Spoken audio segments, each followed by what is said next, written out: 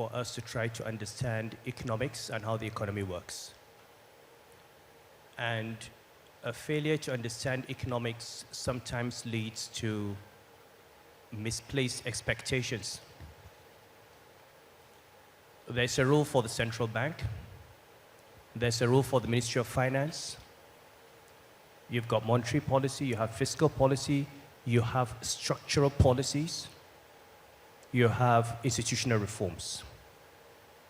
And yes, I was one of those who commended the appointment of Wale Edun and Yemi Cardoso. These are two gentlemen that I've known for many years, and I have never had any question about their competence. And if you try to assess them, you've got to ask, what were they supposed to achieve?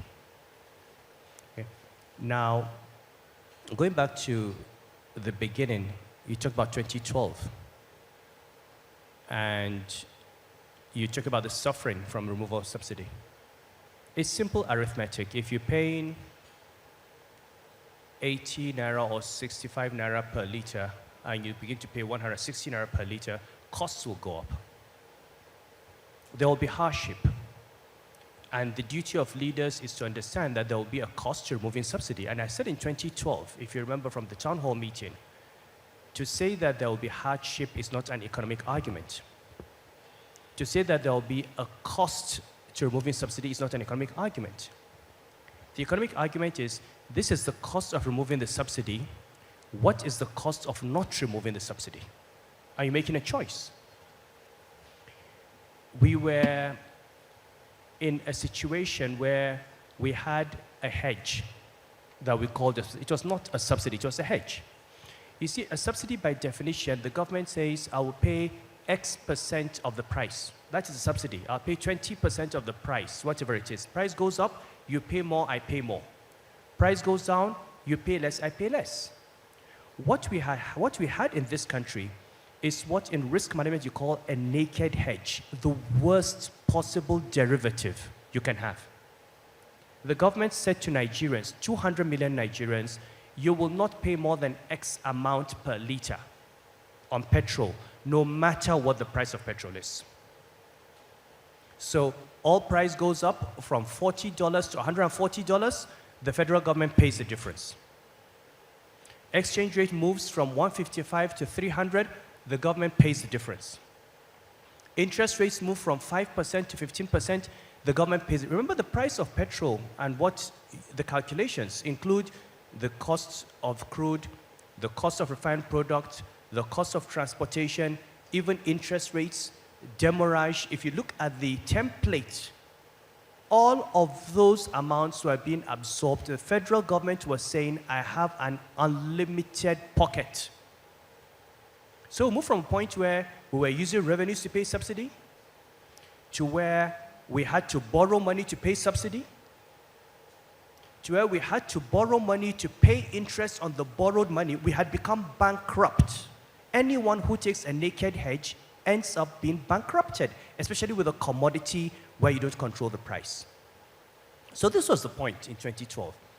Now, if Nigerians had allowed the Jonathan government to remove the subsidy in 2011, that would have been pain. But that pain would have been a very, very tiny fraction of what we are facing today. This is the cost of delay. At that time, we worked out the numbers in the central bank, and I stood up and put my credibility on the line and said, remove the subsidy today, inflation moves up from 11% to 13%. I will bring it down in a year. We will not have had 30-something% inflation. Okay? That was where we were.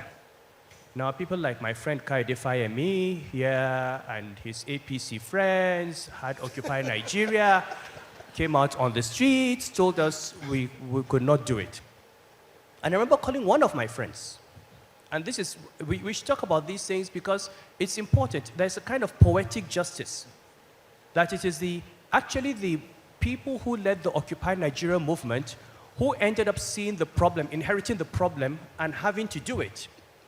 I remember calling one of my friends at that time and saying, look, one of my closest friends, saying, you know that what we're doing is right. He said, yes, I know. I said, why? He said, well, I'm in opposition. My job is to make the government look bad. You are the governor of central bank, you go and defend your government. Just politics. And the only reason the government compromised at that time, maybe we should know this, the only reason the government compromised and did 50% to 100% was Boko Haram. Because there were thousands of Nigerians on the streets in Lagos and Kano and Kaduna and all that. At the time when we had suicide bombers in the country, and there was a fear. If one day one of these suicide bombers goes to these Nigerians and explodes the bomb and you have 200 corpses, it will no longer be about subsidy. So you have to give President Jonathan the credit. He was determined to do it, but at the end of the day, the compromise was made, okay, to save Nigerian lives. Now, what has the central bank achieved? Central bank's role is to provide stability. The central bank does not deliver growth. It does not deliver employment. It provides an environment that is conducive to growth. Okay? Now, and the central bank has achieved it. You don't want inflation moving from 10% to 15% to 20% to 25%, because as I said a few weeks ago at NESG, Nigerians don't realize that we were on the brink of hyperinflation. Beyond a certain rate of inflation, it becomes runaway inflation. You can't control it. You'd buy rice in the morning. By the time you come at 12 noon, the price has changed. By 4 p.m., it has changed. This is what happened in Zimbabwe. It happened in Venezuela. It happened in Argentina. We were heading for Nigeria. We were printing money like there was no tomorrow. We're heading for Nigeria. We're heading in the direction of Zimbabwe under Mugabe, or Uganda under Idi Amin. So inflation has been reined in. The runaway devaluation has been stopped. Yes, we're at 1,400. Nobody wants an naira at 1,400.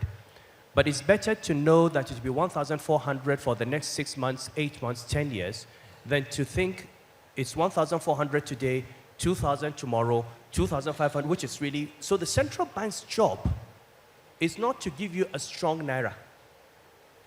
The central bank's job is not to give you low prices.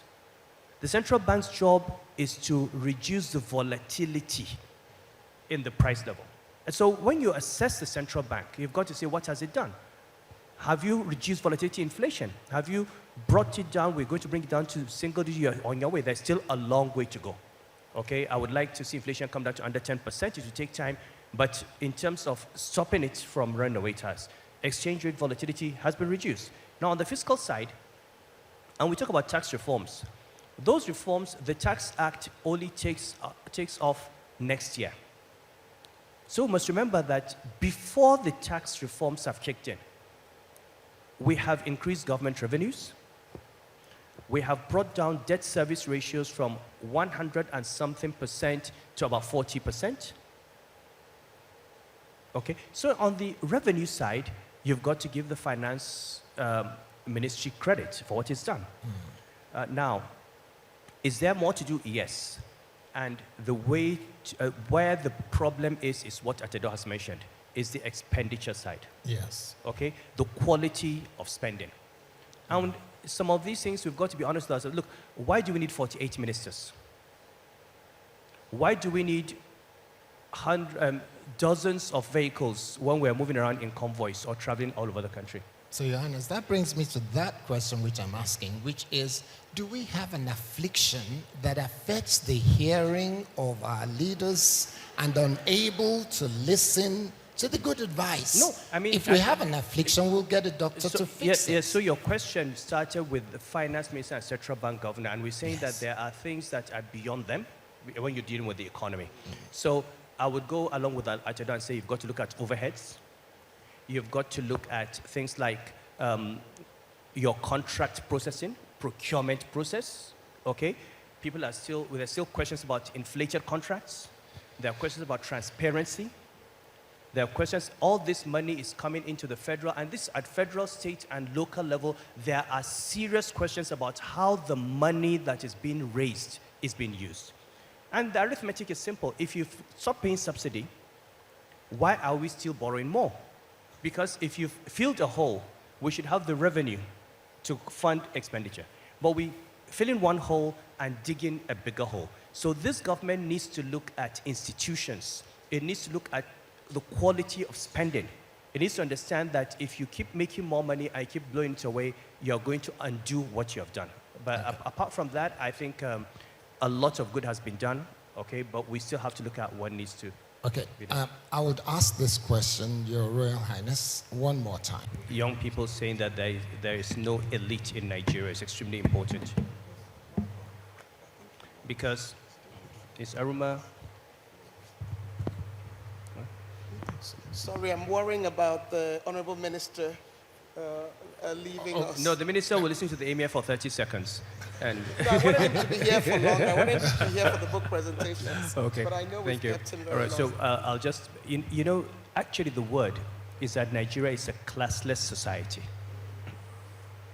If you take the people you call leaders, go to the Senate, go to the House of Reps, you can go and pick 109 Nigerians at random without election.